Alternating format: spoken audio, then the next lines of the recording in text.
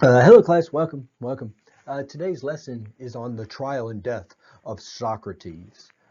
You were supposed to have read Plato's Apology in preparation for today's lesson, and the majority of this lesson will be focused on Plato's Apology, which is Plato's account of the defense that Socrates gave at his own trial. Why are we learning about this? I like to talk about Socrates as sort of an exemplary philosopher. I think for beginners in philosophy, Socrates is a good kind of a role model for us as aspiring philosophers. He has the kinds of virtues that we value in this discipline. So he's curious and skeptical, courageous, articulate, witty, and above all, honest. He's a seeker of what's true and what's good.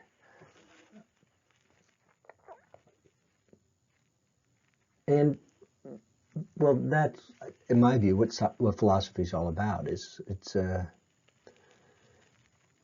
quest for knowledge. It's a belief that there is such a thing as truth and goodness, and as seeking after it. So I put Socrates forward as a role model. That's the first thing. Second thing, how are you going to be tested on this? I'm going to ask, as you know, in this class you have take-home essay exams. So there will be an essay question about Socrates on the exam. Tell you what it is in advance. No testing by ambush. This is what you need to know. You have to write a 1 to 2 page essay in which you, A, tell me who Socrates was with reference to Plato's Apology, and B, discuss whether or not Socrates would admire your lifestyle. So,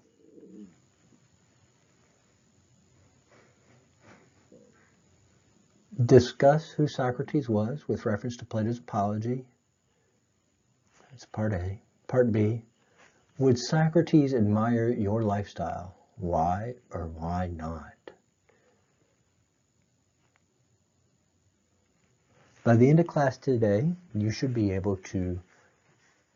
the information you need to answer that question successfully on the exam. So you should be able to say something informed about the trial and death of Socrates, and something intelligent about the kind of lifestyle that Socrates would admire. So keep that in mind as we go through this.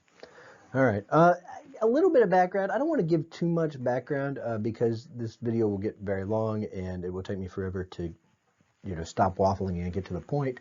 But just to kind of orient you, Socrates was an ancient Greek philosopher who lived from 470 to 399 BC. He was Plato's mentor and is the principal speaker in Plato's dialogues. And so Plato's works are so influential. The philosopher Alfred North Whitehead says this about Plato, that the safest general characterization of Western philosophy is that it consists of a series of footnotes to Plato.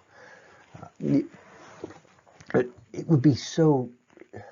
that might be a little bit of an overstatement, but it's not much of one. If you don't understand why Plato and Aristotle are so influential in Western philosophy and Western history, you should look it up. Because I don't have time to get into it here, but suffice it to say that these three figures, Socrates, Plato, and Aristotle, in many, many ways represent our intellectual heritage. In many, many ways, we are their intellectual descendants. So I'll just give you kind of one example of this. Last week or the week before, we learned about Plato's allegory of the cave. And even those of you who didn't know it sort of recognize the themes of the allegory of the cave. It's like, oh, I've heard this story before. I've seen The Matrix or the Barbie movie or the Truman Show or Inception or Total Recall or any of these stories where there's a distinction between the world as it seems to be and the world as it really is. Or, maybe there's this thing going around. The philosopher Nick Bostrom has this idea that maybe we're living in a computer simulation, or the modern philosopher Rene Descartes says, maybe you're living in a dream. And all of these are just reminiscent of Plato's allegory of the cave. And so this is the kind of thing Whitehead has in mind, is the way that Plato's philosophy has influenced over 2,000 years of Western thought, and continues to influence us today. And so, suffice it to say, Plato and Aristotle, towering figures in Western history. You should know about them, but I don't have time to get into it today. For today, I need to tell you about Socrates. And so the first thing you need to know about Socrates is that he had this relationship with Plato. He was Plato's teacher or mentor, and Plato was so inspired by Socrates that he made Socrates the principal speaker or the main speaker in his dialogues. And so Plato's works consist of dialogues, which are like conversations. And Socrates is the main character in these dialogues. And so a typical Platonic dialogue will consist of Socrates arguing with somebody about some philosophical question. So for example, if you're in my ethics class, in a few weeks we'll be reading Plato's Euthyphro, in which Socrates is arguing with Euthyphro about the nature of piety or the nature of morality, or whether or not morality comes from the gods. That is, what is the ultimate source of morality? Is it what the gods want or what the gods command, or is there some source of morality independent of the gods? That's Plato's Euthyphro. Socrates argues with Euthyphro about the nature of piety or morality. That's typical Platonic dialogue. In a way, the Apology is fantastic, but a poor example of Plato's dialogues because it's more of a monologue. It's just kind of Socrates talking. But anyway, okay, so Socrates was Plato's teacher and mentor and the principal speaker in Plato's dialogues. That's the first thing. That actually raises a question for us. This is known as the Socratic question, which is, if our main source of information about Socrates is Plato's dialogues, how reliable is Plato's portrayal of Socrates? They call this the Socratic question. When we read the words of Socrates as written by Plato in the dialogues, should we understand those to be accurate recollections of things that Socrates actually said? Or should we understand those to be Plato's words that he's put in the mouth of Socrates? And so is Plato giving us a historical representation of the man Socrates, or is he using him as like a mouthpiece or a puppet for his own views? This is called the Socratic question. I don't care to dwell on it much, but I should at least mention it. Give you kind of an example of the way this question works. I've provided a couple optional readings that are sort of supplementary readings. This reading by A.E. Taylor on Socrates, and this reading, this excerpt from Karl Popper's The Open Society and Its Enemies, where he talks about Socrates. And they're kind of contrasting portrayal of Socrates. It kind of illustrates the different ways that philosophers and historians might answer the Socratic question. And so what A.E. Taylor says is that the Socrates that we find in Plato is historically accurate, and that we should trust Plato's portrayal of him. That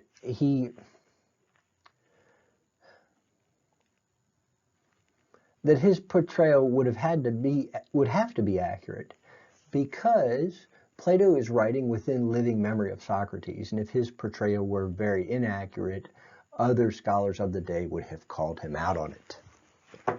Something to that effect. And so, okay, so A.E. Taylor says that the Platonic Socrates is the genuine article. He's the real deal. That is, we can trust Plato's portrayal. Karl Popper says almost the opposite. He says, not only can we not trust Plato's portrayal of Socrates, but actually the best way to understand Plato's portrayal of Socrates is as a betrayal of Socrates. Because in Karl Popper's view, Socrates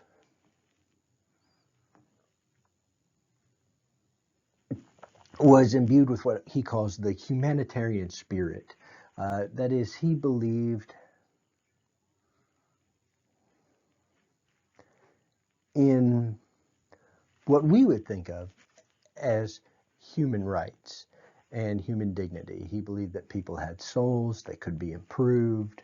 And Popper thinks Socrates was a friend to Athens' democracy. And in fact, a lot of Socrates' actions around his trial and death are easiest to understand as Socrates attempting to prove his loyalty to the democracy. And we'll see this later when we see that Socrates could have saved himself and chooses not to. And like, why does he willingly go to his death? And Karl Popper says, well, what Socrates says is the reason that he doesn't save himself is because to do so would be to disobey and prove his disloyalty to the Athenian democracy. And so, okay, I'm getting ahead of myself. But Karl Popper believes that Socrates was a friend of the democracy, whereas Plato was clearly an enemy of the democracy. That is, Plato thought that democracy was majority rule, and there's a real problem with the majority rule, which is that the majority of the people are unwise or stupid. And so democracy is the rule of the mob, which is the rule of the unwise. And it would be much better if wise people, or as the saying goes, philosopher kings, were to be in charge. And so, and the other thing you have to understand about Plato is Plato was part of the aristocracy. He was part of the elite in Athens. And if they didn't have a democracy, they would have some kind of aristocracy. And so he was sort of naturally predisposed to be an enemy to the democracy. And Karl Popper points out that Socrates actually tried to take these young aristocrats under his wing and mentor them and imbue this sort of humanitarian democratic spirit in them. And so Plato, in becoming an enemy to the democracy, is actually betraying his teacher. And we can actually see this tension in Plato all the time. Okay, so that's Karl Popper's view. Okay, so A.E. Taylor says, the Socrates we find in Plato's dialogues is historically accurate. Karl Popper says that not only is it not historically accurate, but actually we should understand Plato as betraying his teacher. Most scholars think that we can kind of separate Plato's dialogues into the three categories: the early dialogues, which are taken to be the most historically accurate; the middle dialogues, where Socrates or Plato is beginning to sort of formulate his own philosophy and distance himself from his teacher; and the late dialogues, where Socrates is almost vanished completely and Plato is doing his own thing. Anyway, okay, so that's the Socratic question. It's beyond the scope of this class and not overly important for our purposes, but you should at least be aware that there is this question. Okay. Let's see, next thing.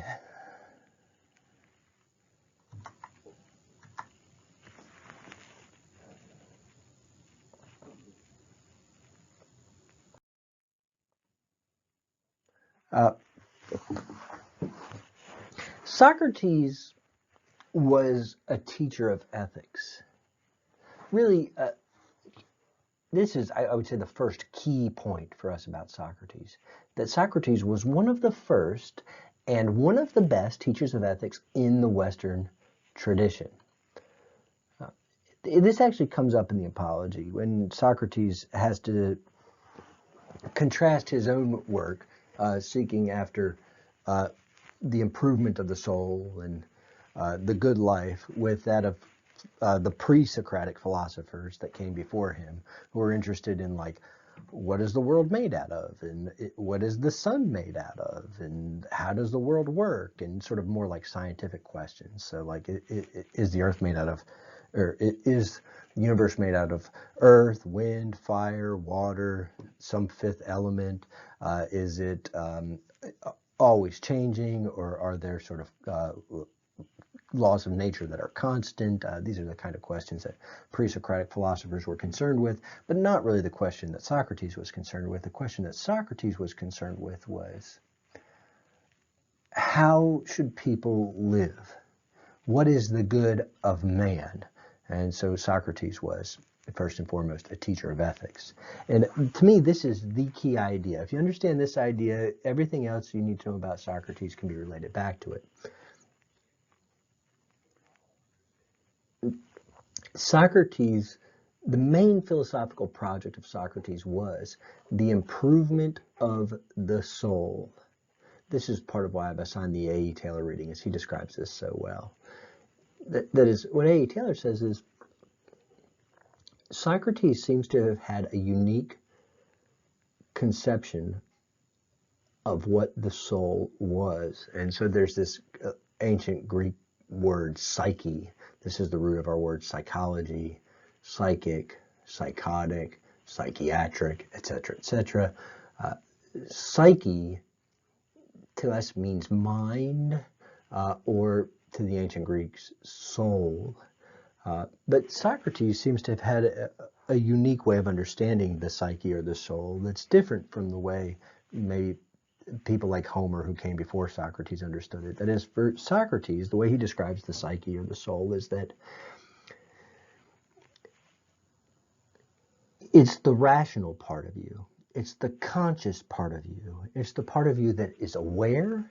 It's the part of you that does the thinking. It's also the moral part of you and maybe the autonomous part of you. It's the part of you according to which you can be judged, virtuous or vicious, wise or unwise. And so, okay, so you have like a soul, or what you might think of as like an intellect or consciousness,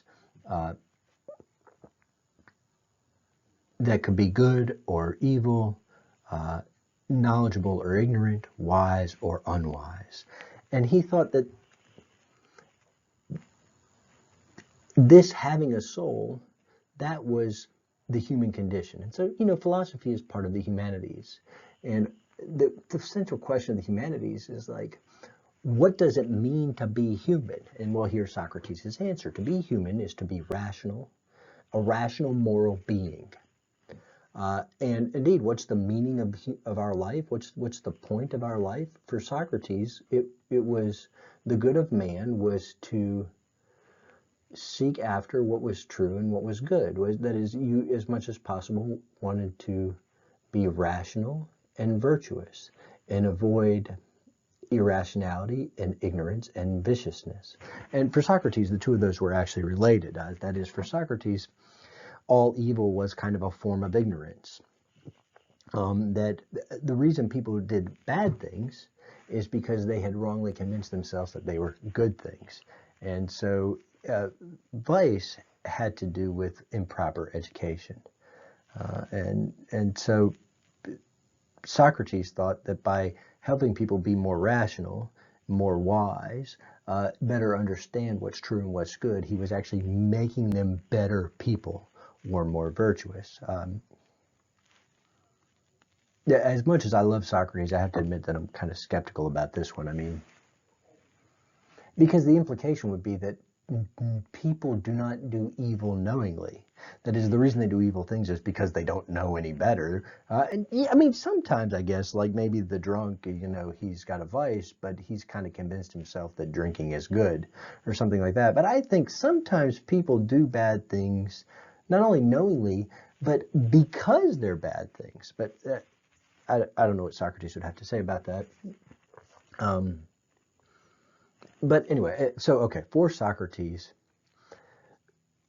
humans had a soul or mind that could be wise or unwise, rational or irrational, virtuous or vicious, and as much as possible, the aim of human life, the purpose of human life, was to pursue what was good and what was true, was to, as he described it, improve the soul. It's also worth noting that Socrates seems to have understood the soul as somehow separate from the body, which is kind of easy for us to understand. It's kind of a commonplace or common sense for us to think that, well, I have a soul and a body and those are separate things. I mean, we talk this way, we say things like mind over matter, or the spirit is willing but the flesh is weak, that kind of thing. Socrates seems to have thought this way. And indeed, at times in the Apology, this is going to come out, that Socrates says that the health of his soul is more important than the health of his body. So better that he should suffer bodily harm or injury or even death than that he should abandon his principles and do something that he knows to be wrong. So the health of the soul is more important than the health of the body. Socrates is interested in the improvement of the soul. And this is the other main thing. How did Socrates think the soul could be improved? Well, he thought it could be improved through through the practice of philosophy, through argument and dialogue and discussion. And so famously, there's a Socratic method of teaching that involves interrogating students about what they believe and why they believed it. And so if you read Plato's dialogue, Socrates is always asking people to first explain what they believe as clearly as possible, which is not as easy as you think. And then second, to justify those beliefs with good reasons and good evidence. And often he would show that, for example, that the things that people believed were contradictory, that they often believed two things about the world that couldn't both be true at the same time, or often they couldn't even explain what they believed, and often if they could explain what they believed and their beliefs weren't contradictory, they still weren't supported by any kind of sound reason or good evidence. And so, but this is, the Socratic method is interrogating students about what they believe and why they believe it. And really, the whole art of critical thinking in philosophy is that. It's, you have this worldview that consists of all the things that you believe, and the goal of philosophical inquiry is to develop a worldview that consists of as many true beliefs and as few false beliefs as possible. And Socrates thought the way to do that was to constantly examine what you believe. And so he went around interrogating everybody about what they believe. And he called that examining them. And he thought that doing that is trying to draw ideas out of his students, would improve their souls, would make them wiser, would make them less ignorant, would make them more rational, and would make them indeed better people, more virtuous. Okay, so that's a key idea. Socrates' main philosophical project was the improvement of the soul. Kind of one other thing in the way of background here. This might help some people. Socrates was a soldier. He was a veteran of the Peloponnesian War. This comes up in the Apology also. There's a little bit of, I'm going to put this. So I'm not much of a historian, but my understanding is that the Peloponnesian War was really a Greek civil war between Athens and Sparta that went on for a long time. And Athens wasn't really successful in the war. It kind of ends in sort of a stalemate, but there's a lot of political turmoil and a lot of violence that's happening, and it goes on for years and years. And you have to kind of imagine Socrates as a soldier returning from an unsuccessful military campaign. And so there's this, first of all, it's kind of a patriotic thing. He's like asking,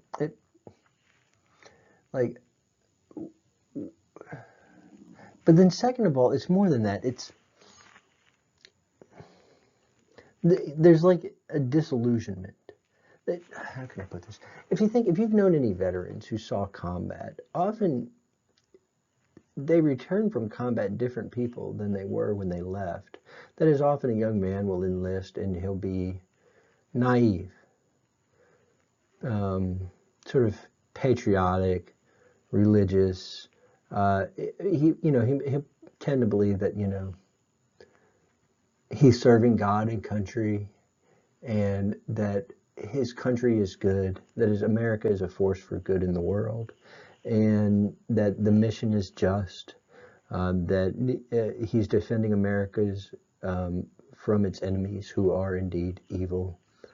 But then the reality of combat is often sort of disillusioning, because, war is hell. And often soldiers, their naive beliefs about God and country and man are shattered.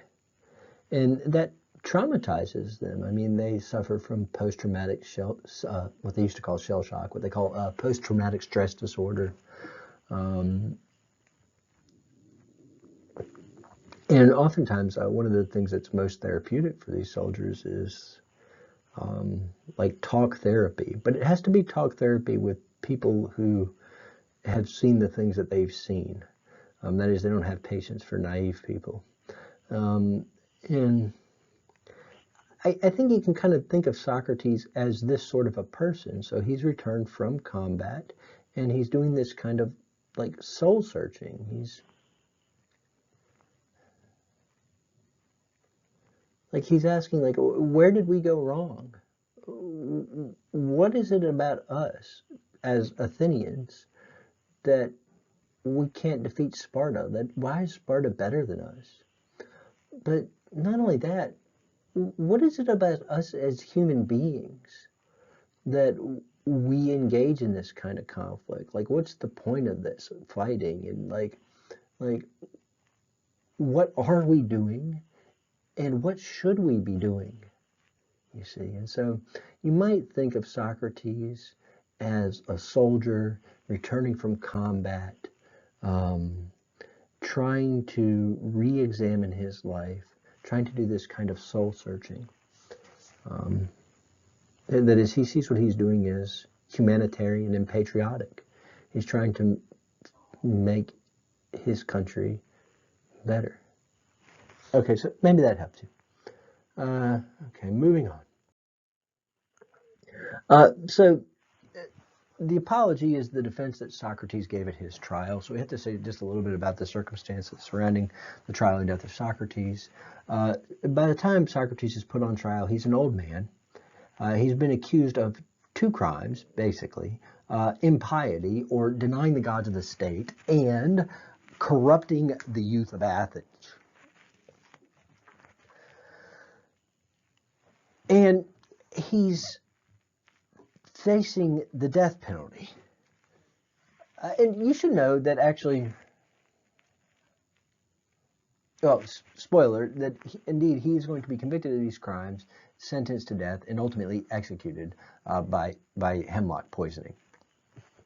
And Plato's Apology, which I've had you read, is Plato's account of the defense that Socrates gave at this trial. There's some possibility that we could misunderstand this word apologia. So because now in English the word apology sometimes has this sort of connotation that there's some kind of like contrition or remorse about it. Like, that is, you should apologize means you should say that you're sorry. Please don't make this mistake. Socrates is not saying he's sorry. He's not contrite. He's defending himself. And this is the apology is Plato's account of the defense that Socrates gave at his trial. And so the word apologia means defense. And so if you think about the way we use the word apologetics, so like C.S. Lewis did work of Christian apologetics. That is, C.S. Lewis was a defender of the Christian faith. Or the way we use the word apologist, so like Rachel Maddow is Biden apologist, or Tucker Carlson is a Trump apologist. What that means is Rachel Maddow is a defender of Biden and Tucker Carlson is a defender of Trump. And so those words apologist and apologetics carry the Greek sense of the word apologia, where it means not contrition or remorse or regret, but defense. And so Plato's Apology is Plato's account of the defense that Socrates gave at this trial. It's one of a series of 4 dialogues surrounding the trial and death of Socrates. Plato's Euthyphro takes place immediately before the trial, where Socrates is in jail awaiting his execution. We'll talk about that one later this semester. The Apology takes place during the trial, where Socrates is defending himself. Credo takes place immediately after the trial, where Socrates is in jail awaiting execution. That one's actually very interesting. Socrates' friend Credo comes and tries to help Socrates escape from prison and tries to convince him that he should escape, and Socrates refuses to go.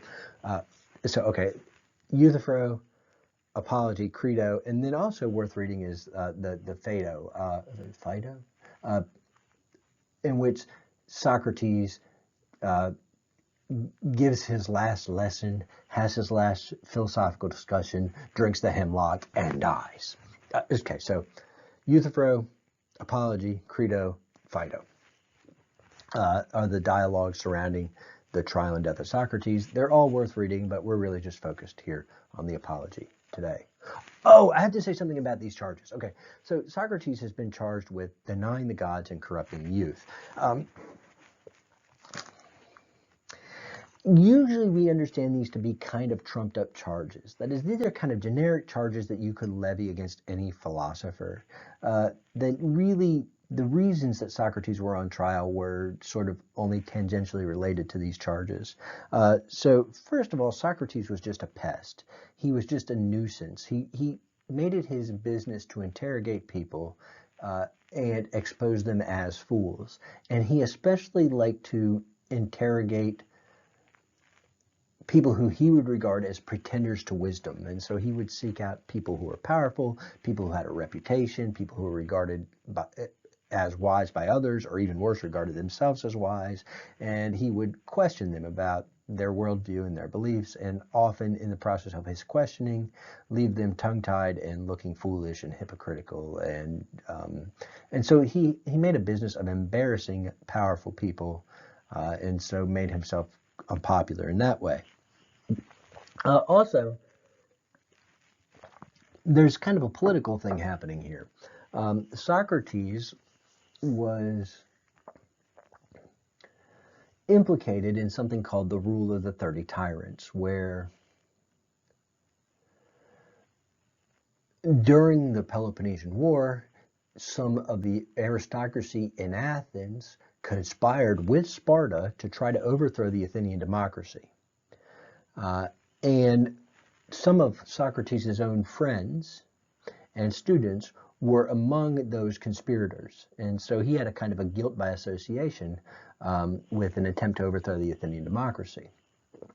Hence the charge that he corrupted the youth, is that some of the youth who were involved in the rule of the 30 tyrants were his students, let's say. But there's actually kind of, when the democracy was restored, there was a kind of an amnesty, and so they couldn't actually directly charge him with anything to do with that. Also, the other thing you have to understand is this is why Socrates is so concerned to prove his loyalty to the democracy. We'll get into that a little bit more later. But you should understand that these are kind of trumped up charges. They're kind of generic charges having to do with sort of political machinations and Socrates' own sort of just troublemaking ways. Okay, so let's get into the apology, finally.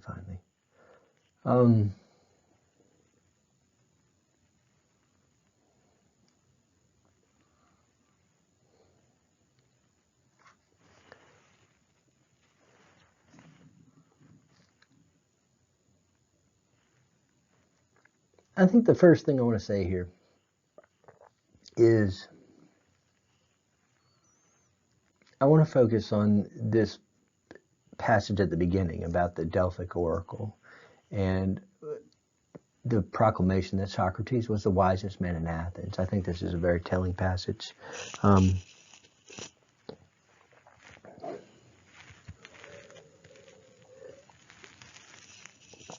Excuse me.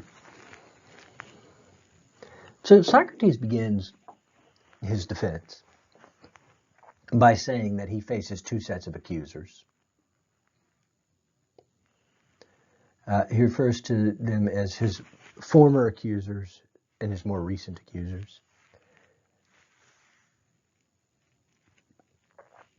His more recent accusers are the ones who've actually brought charges against him and put him on trial.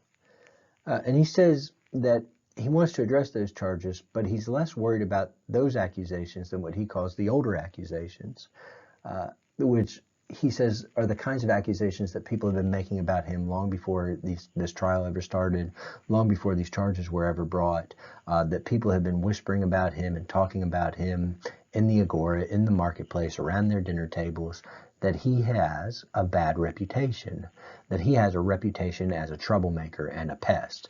And his former accusers are the ones who have given him that reputation. And what he says is that he's more concerned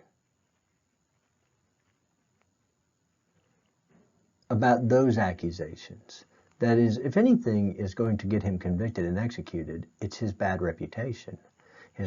And so he feels a need to defend himself and explain how he came to be the gadfly of Athens. And he admits that he is a pest, that he is a troublemaker and a nuisance. He compares himself to a gadfly and Athens to a lazy horse. And he says that he's the stinging fly that attaches itself to the horse in order to motivate it. He's like, I'm trying to annoy Athens on purpose in order to shake it out of its complacency, to unsettle it, to get it to move. And so, okay, and why am I acting like this? Well, his answer is very strange. In short, his answer is, the reason he's acting like this is because he is on a mission from God.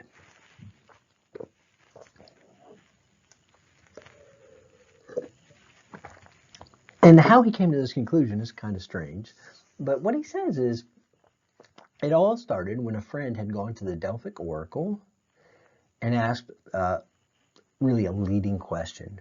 Is there any man in Athens wiser than Socrates? To which the oracle says, there is no man wiser than Socrates. Now, you have to understand the way this would have sounded to the assembly, to the people, to the men of Athens 2,500 years ago.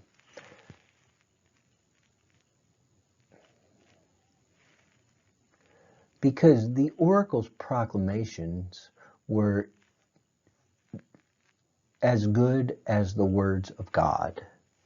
That is, if the oracle pronounced Socrates the wisest man in Athens to the people of ancient Athens, it would have been as good as if God himself had come down and declared that truth to the world. And so Socrates stands before the jury and says, the gods said I was the wisest man in Athens. And then Socrates asks, well, how can that be?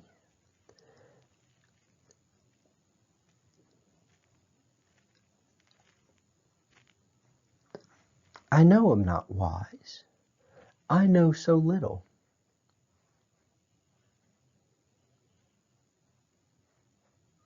So Socrates will do this thing where he will, they call this Socratic irony, where it's sort of a feigned humility.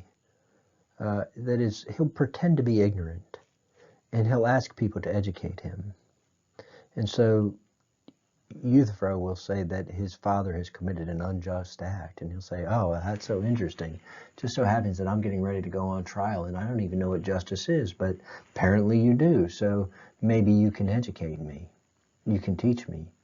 Euthyphro, wise Euthyphro, you who understands the true meaning of piety, enlighten me and tell me, what is it to be pious and unpious? Because they've charged me with impiety, and I don't even know what that means. But if you can explain it to me, then when I go to court and I face my accusers, I can tell them that although before I was ignorant as to the true nature of piety, now I'm under the tutelage of the wise Euthyphro who knows what it is to be pious. And I understand you see, this is how I talk to people. And so he would always feign ignorance. He would always say, I don't know, but you can teach me. And this is what he says, is I can't be wise. I know I'm not wise. Because I know nothing. How can I, who know nothing, possibly be the wisest man in Athens? Surely there's somebody in Athens wiser than me. And so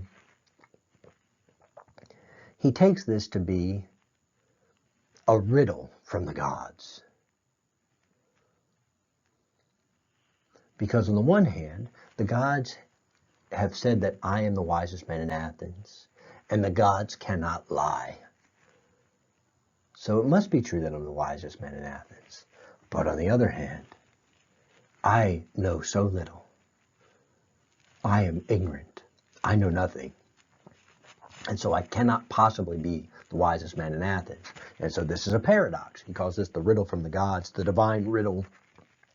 And he says, it must be that the gods want me to solve this riddle. It must be that the gods want me to resolve this paradox. How can I, who know so little, possibly be the wisest man in Athens? And so he develops a plan for solving this riddle. He says that I am going to go into Athens and I'm going to seek out anybody who might be wise. That is, I am on a quest to find a wise man. My plan is I'm going to find one man in Athens, wiser than me, drag him to the oracle, and demand an explanation. And so when I'm interrogating people, what I'm doing is I'm examining them to see whether or not they are wise. And so he goes into Athens on a quest to find a wise man.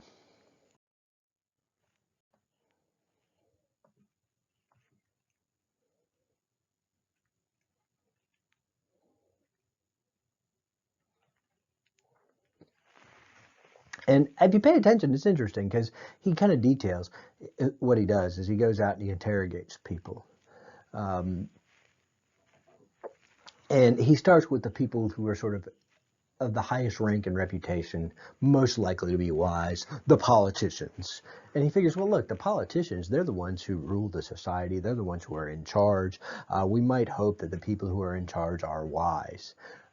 And of course, he finds that the politicians aren't wise. That is, I find it will help students if you kind of try to think about it in today's terms. I mean, suppose I told you, I want you to go to Capitol Hill and interview the congressmen and women and the senators and find a wise man. How much luck do you think you would have? Or I want you to go to Raleigh. I want you to go to the State House and find a wise man. How much luck do you think that you would have?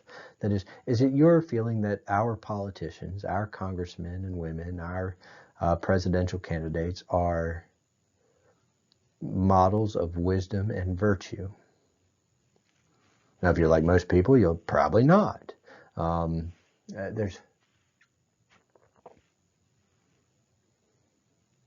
It's funny, Congress is always they're so unpopular. Like if you look at the congressional approval ratings, they're abysmal. They're like less than 20% or something, which you have to understand. Like 25% of people will agree to almost anything. I mean, you can get people a poll about whether or not they think it's a good idea to eat bugs, and 25% of them will say yes. I mean, so for anybody to have an approval rating of less than 25%, it's just an abysmal. And the congressional approval rating is like that. That is, we are not impressed with our congressmen. Actually, this is kind of complicated. People actually do like their own congressmen. It's just Congress as a whole that they don't like, which it's a representative government. Maybe the system is working exactly as intended. But anyway, there's another thing about this. The old joke, bad pun, I'm sorry. But if the opposite of pro is con, then what's the opposite of progress? Congress, right? Okay, sorry. Okay, so Socrates was no more impressed by the politicians of his day than we are by the politicians of ours. And so after he finds the politicians unwise, he goes next to the poets to examine them. Now, the poets here you have to understand would be like bards, entertainers, the sort of 20th, 21st century equivalent of poets in ancient Athens would be like movie stars and rock stars and musicians and celebrities and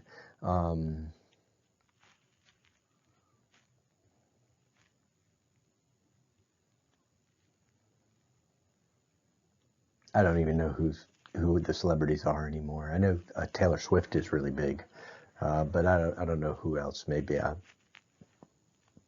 sorry, I'm so far out of touch with pop culture. But so imagine that I wanted you to go to like Hollywood, or I wanted you to go to like the MTV Music Awards or the VMAs or the Grammys or the Academy Awards or the Emmys or whatever they are. The Golden Globes, and I wanted you to go out to the red carpet and like find all the celebrities, all the movie stars and the rock stars, and interview them and try to find a wise person. That is it. Do you think that the people in People Magazine and Us Weekly and TMZ are they wise? Are they good role models? Um, like is Miley Cyrus a good role model? Are the rap stars good role models? It's like no. They might think they're good entertainers. Like I like that. Like what's that Miley Cyrus song? I think it's her. I could buy myself flowers. Like that's a good song. Like it's very catchy and this is actually the kind of thing that Socrates says. He says actually the poets they make beautiful poetry.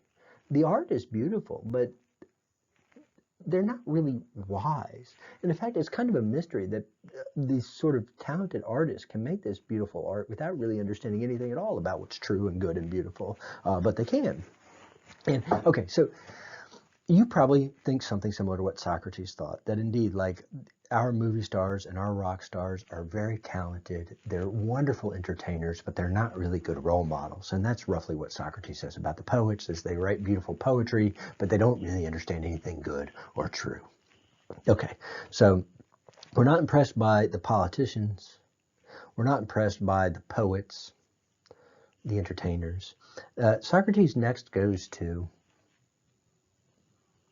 the artisans.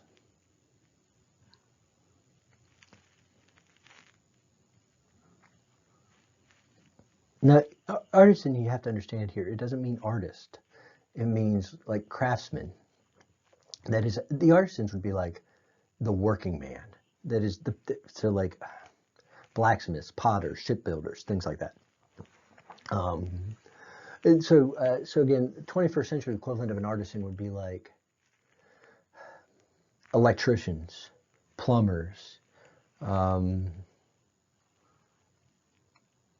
the the people who build the cars, the people who build the skyscrapers, carpenters, um, the working man. And there's kind of a hint of Plato's elitism here too. That is, it's one thing when Socrates is making fun of politicians and powerful people and influential people, but here he's sticking it to the working man. But I think if you read it carefully, you'll see that Socrates actually gives the artisans a little bit more credit than the poets and the politicians, because at least they're not useless. Like, at least they can make things. He says that the artisans are good at their craft. It's like, it's just that they're not really wise. And so, I mean, if you think about like your plumber or your electrician or your auto mechanic, it's like, thank God for that guy. I mean, thank God for my plumber, because, he keeps clean water coming in and dirty water going out. He makes sure that my toilet's flush and that the water we're drinking and bathing in is clean. And like, thank God for that guy, because I don't know how to do that. He's doing more for the public health than most doctors and nurses. But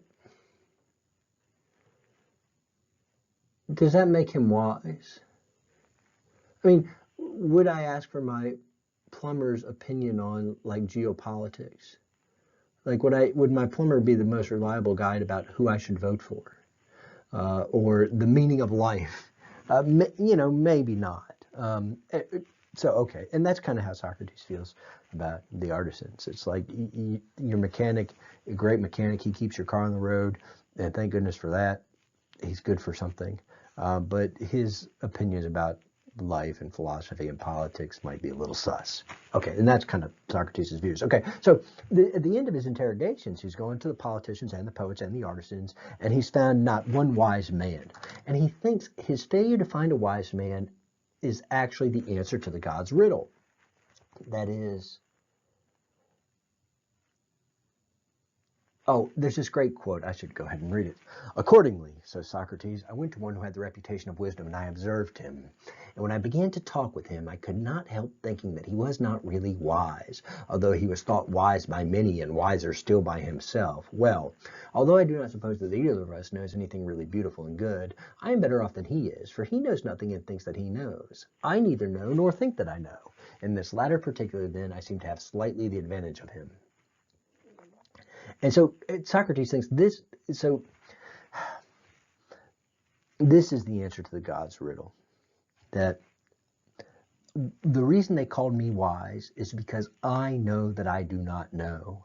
That is, nobody really knows anything. Neither the politicians, nor the poets, nor the artisans, nor me know anything really good or beautiful or true. Mankind is universally ignorant. But I have a little bit of an advantage that at least I'm aware of that fact. At least, that is, the poets and the politicians, they don't know anything, but they think they know things. Whereas, at least I know I don't know anything.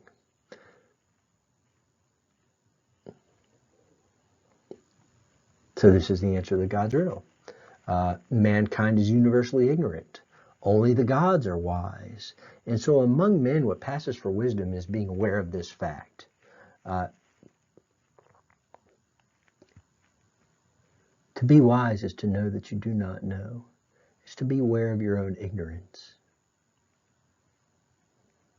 It's to have some intellectual humility. It's to recognize that you have many false beliefs, to be open-minded to new information, to be willing to change your mind when given good reasons, to proportion your beliefs to the evidence. That is, wise people don't believe everything that they think. They know that they could be wrong.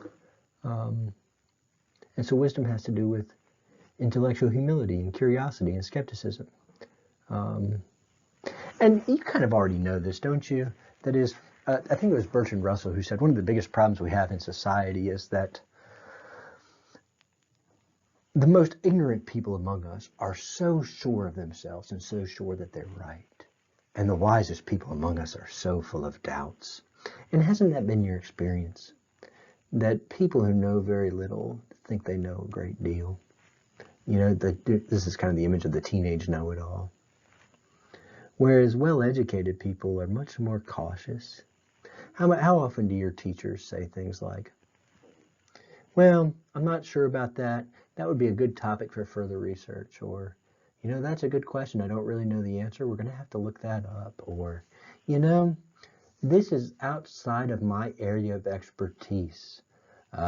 So there's this kind of recognition of your own limits. Or, you know, they say that the more you learn, the more you're aware of your own ignorance. Or maybe you've heard of something called the Dunning-Kruger effect. And so there are these psychologists, Dunning and Kruger, they wrote this paper, Unskilled and Unaware of It, and how non-experts drastically overestimate their level of knowledge and ability. And experts tend to have much less confidence in how much they know. That's called the Dunning-Kruger effect. And actually, I think that's really what Socrates is pointing to here, is the tendency of ignorant people to overestimate how much they know. And that the real wisdom begins with recognition of your own ignorance and your own limits. Okay, so what made Socrates the wisest man in Athens? It was that he knew that he did not know.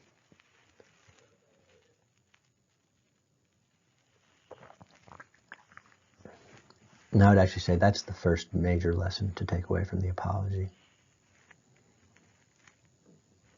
is that wisdom begins with intellectual humility and skepticism. Now, I want to skip ahead here, actually. In the middle of the Apology, Socrates actually addresses the charges against him. And it's worth reading through that, if for no other reason is it's a great example of the way that Socrates would talk to people. And so he exposes his accusers like Meletus for being fools. When he cross-examines Meletus, he cross-examines his accusers. He cross-examines Meletus, and Meletus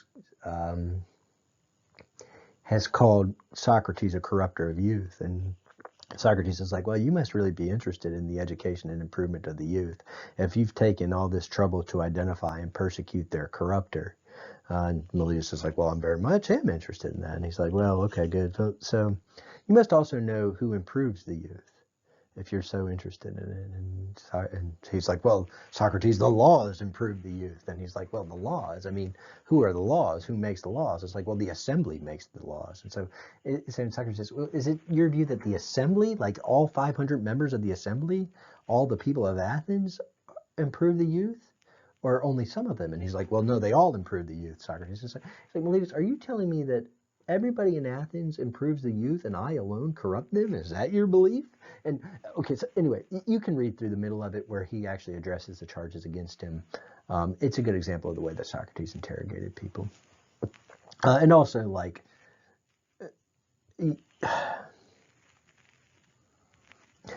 when you see how Socrates talked to people, you can kind of understand why they killed him. Anyway, let's see. Okay, but I want to kind of skip ahead to the end. So after Socrates has defended himself and cross-examined his accusers, the jury deliberates, and they come back with a guilty verdict. The way this would have worked is all 500 members of the assembly of the Athenian democracy would vote. They'd pass around a basket and everybody would put in either a black marble or a white marble for guilty or innocent. Then they dump them out and if anonymous vote and count them. A simple majority would be enough to convict. And they do actually come back with a conviction.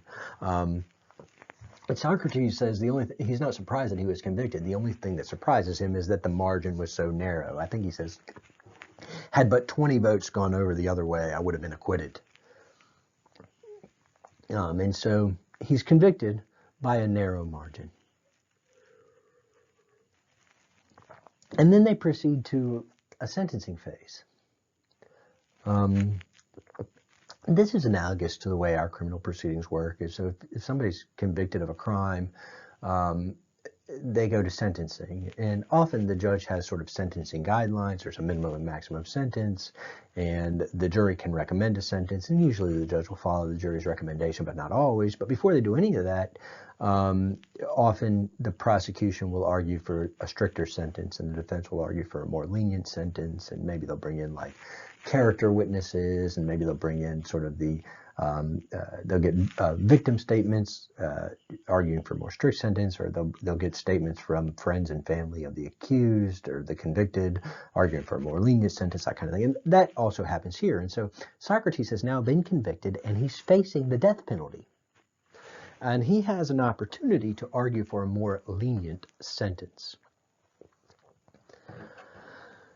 To really understand what happens here, you have to understand sort of what would have been expected. The expectation would be that you would try to show remorse. You would try to be contrite. You would do a little bit of sort of groveling. Maybe you try to get sympathy. Maybe you bring in, like Socrates has a young wife and young children, and maybe he brings them in to try to get sympathy, or maybe he sort of begs for mercy, or that would be the expectation. And also, I think you have to understand this, that although Socrates is facing the death penalty, had he proposed exile as an alternative to death, he probably could have lived. That is, really, you need to understand, Socrates has at least 3 or 4 chances to save himself. You have to understand that he goes to his death willingly. His first opportunity to save himself would be before the trial even began. That is, he would have known this was coming, and he could have just left Athens and gone into exile before the trial happened, before the trial even started. This is the ancient world. They didn't have Interpol. There was no international police. There was no extradition. He could have just left Athens and gone somewhere else and gone into exile and avoided the proceedings altogether. That was his first chance to save himself. But no, he chooses to stay and stand trial. Here now, and maybe his second chance to save himself was in his defense. He could have given himself a better defense than the one he gave, arguably, because he doesn't actually spend all that much time addressing the charges against him. Okay, his third opportunity to save himself is here. That is, if at this point in the proceedings Socrates had said, I will agree to bite my tongue, to shut up, to stop the practice and teaching of philosophy, and go into exile and leave Athens, that sentence would have almost been granted to him, almost certainly been granted to him. That is, it's generally understood that they didn't really want to make a martyr of Socrates. They didn't really want to kill him. They just wanted him to shut up and leave. And if he'd have said, I will shut up, I agree, what I've done to Athens is terrible, and I will shut up and I will leave and go into exile, he could have lived. In fact, a funny thing about this, Aristotle also, a couple generations later, finds himself in trouble with the Athenian authorities and facing similar charges, and he does leave. And the old joke is that on the way out of Athens, he said, I cannot let the city of Athens sin twice against philosophy.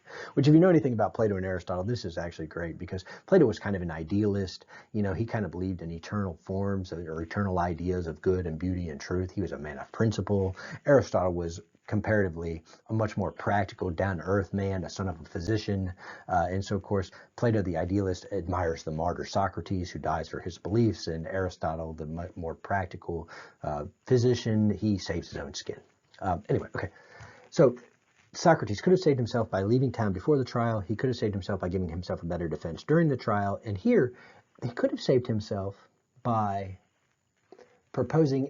showing some remorse and proposing exile as an alternative to death. Also, in the next dialogue after this one, the Credo, when Socrates is in jail awaiting execution, his friends try to come in and sorry about the email pings. His friend, in the Credo, Socrates' friend Credo tries to come in to help him escape. He says, look, I have some money, I have some influence, I know the guard, I can bribe the guard, we can unlock the gate, we can sneak you out in the dead of night, we can save your life. And Socrates refuses to go. And he says the reason he refuses to go is it would only prove he was disloyal to Athens. That is, he was loyal to the democracy to the end, and in order to prove his loyalty to the democracy, he stood trial, he accepted their verdict, and he accepted their punishment. Okay, anyway, so he has multiple chances to save himself, but he chooses not to. You should understand that. So here he has a chance to save himself by showing remorse and proposing exile as an alternative to death. But that's not what he does. What he does is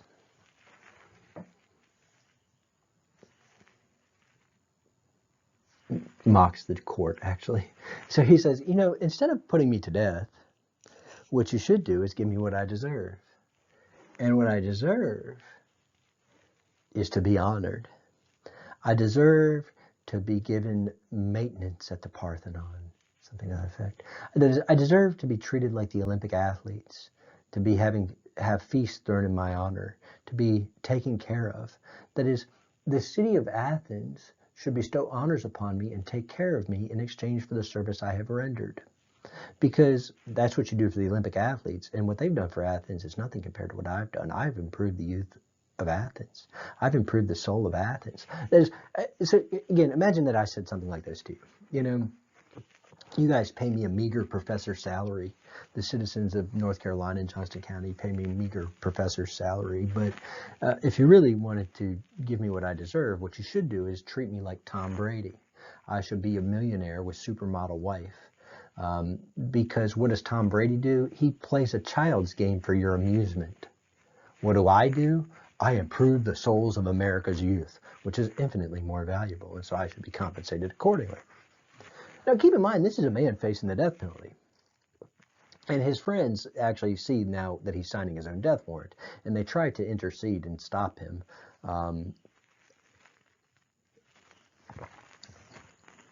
And so they say, Socrates, they know that he won't go into exile.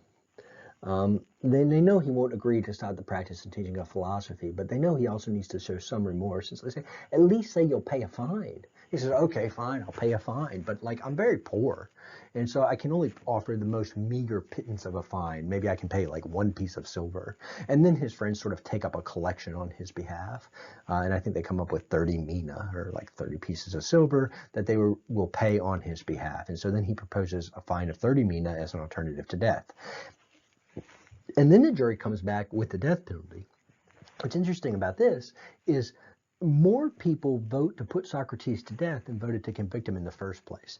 That is, some people were so offended by the mockery he's making of the proceedings that even though they had voted to acquit him in the beginning, they voted to put him to death in the end.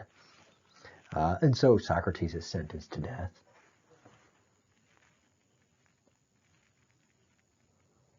And then pay attention to this passage at the end. It's super important, where Socrates is responding to his death penalty. He gives kind of two sets of speeches. He gives a speech to his friends and his enemies. And what he says to his friends is not to worry, that he has a clean conscience, that he's confident in the moral correctness of his actions. He says, he has this thing where he talks about what he calls his daemon, or what you might think of as his conscience. The way he describes this daemon, he says, there's this voice in my head, and it tells me when I'm about to make a moral error. And and everybody has this voice, but what distinguishes me from other people is that I listen to it. That is, and so what he's describing here is the voice of conscience. You guys know this. If you've ever done something wrong, or if you've ever been in trouble, you knew when you were doing it that it was wrong.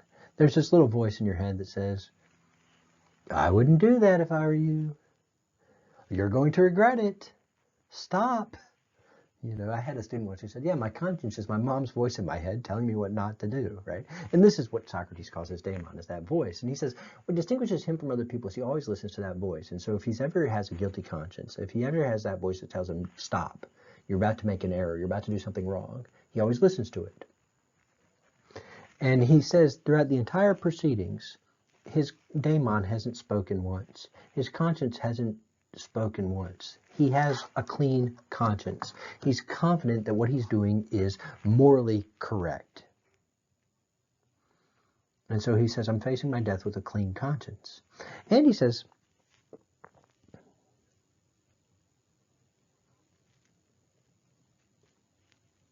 that he could save himself by agreeing to stop the practice and teaching of philosophy. But that would be abandoning his own principles. Remember, he thinks he's on a mission from God. That would be abandoning his divine mission. That would be to disobey God. And he says, like, men of Athens, I love you and I respect you, but I have to obey God rather than you.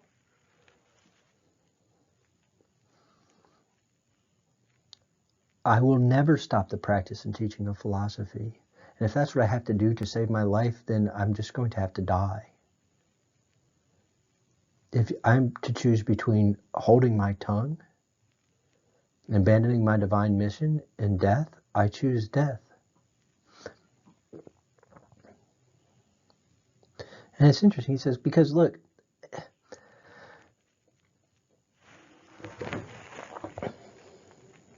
for all I know, death might be a good thing. That is, some people think there's an afterlife and some people don't. Well, if there is an afterlife, then death is actually a new beginning. I get to move on to the next world, and I'll get to examine dead philosophers, and that'll be great fun. Other people believe that death is just the end. It's like a deep, dreamless sleep from which you never awake. But then, what's so bad about that? It's an end to my suffering, and so death doesn't seem like a bad thing. And for all I know, it might even be a good thing. Whereas abandoning my divine mission, stopping the practice and teaching of philosophy, biting my tongue, sacrificing my principles, that would definitely be a bad thing. So why would I choose something that I know is bad when I could choose instead something that might be good? And so I choose to die rather than stop teaching philosophy. And there's this great line that there is no greater good than to converse daily about virtue, and the unexamined life is no life for a human being to live. Remember the question we started with is, what kind of a lifestyle would Socrates admire? Well, an examined life. And what's an examined life? Well, it's trying to improve your soul. It's a life where you use your mind, where you try to figure out what's true and what's good and live in accordance with it. An examined life is a philosophical life. It's a seeking after what's true and what's good, what's right. It's the life of the mind. It's the life of the soul. And Socrates says, if you're not living that kind of life, then your life's not worth living. You're just living like an animal. And he chooses to die rather than live an unexamined life. And that's it. That's the main message of the Apology, is that the unexamined life is no life for a human being to live. That's what he says to his friends. What does he say to his enemies? Well, it's very interesting. He has this kind of interesting prophecy. So he says, like, when people are near death, they have prophetic vision. They can see the future. And he says, I see the future. Those of you who voted to convict me and sentence me to death, you've cheated death. He says, look, I'm an old man. You could have just waited a few years and death would have come for me, naturally. I was going to die soon anyway. But instead, you decided to cheat death and take me prematurely. And because of that, in the future, they're going to say that you killed a wise man. That is, you've decided to make a martyr of me. And you will, by doing that, make me immortal. I will live forever in memory because you couldn't wait for death to take me. You're going to make me a martyr. And, I wonder about this. It's so interesting to me because, of course, Socrates was right about that. Here we are 2,400 years later, whatever it is, we're still talking about Socrates. We're still drawing inspiration. We still look back at his trial as an injustice. Socrates thought he was on a mission from God. And it's like, well, he was probably like a schizophrenic, He heard voices in his head. He thought God was talking to him, like, If he was alive today, we'd have just medicated him to make God stop talking to him. So maybe he was just a crazy person and a troublemaker and a pest, exactly as what he was accused. But then sometimes in my wilder moments, I think, maybe he really was on a mission from God. I mean, think how Western history would have been different if he wasn't killed. Maybe Plato never starts writing his dialogues. Maybe Plato never founds the academy. Maybe Aristotle never studies at the academy. Maybe Aristotle never tutors Alexander the Great. Suddenly the whole course of Western history is completely different. I mean, what would Greece have looked like when Paul arrived had Socrates not been a martyr for philosophy a few hundred years before? Maybe he was on a mission from God. It's worth thinking about.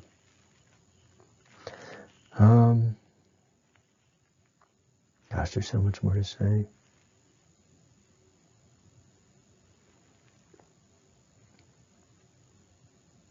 It's worth thinking about whether or not Socrates was guilty. I mean, he was associated with people who tried to overthrow the government. He was a troublemaker and a pest. Whatever he was, I mean, I don't know if he was. It seems wrong to say he was denying the gods because he clearly was obsessed with like godly things and spiritual things, but clearly he was also doing something very unconventional and unorthodox. Otherwise, he wouldn't have been in this pickle. It's also worth remembering that a majority of people who were there did convict him. The people who were closest to it thought he was guilty, but there was a sizable minority that acquitted him, or that voted for his acquittal. He had friends. And certainly, from our perspective in the 21st century, we think like he should have had freedom of speech and freedom of opinion and freedom of thought. But, this was a long time ago. They didn't think the same way. But, it's worth thinking about whether or not he was guilty.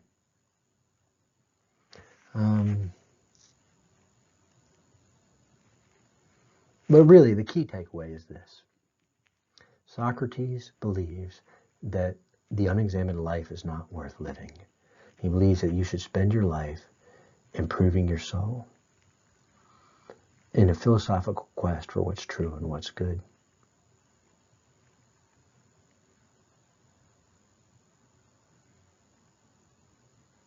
Okay, that's it. That's all I have on the apology. I hope it helped you. Hopefully we'll be able to meet again soon and talk about it in class or in the discussions. Feel free to contact me. And thank you very much.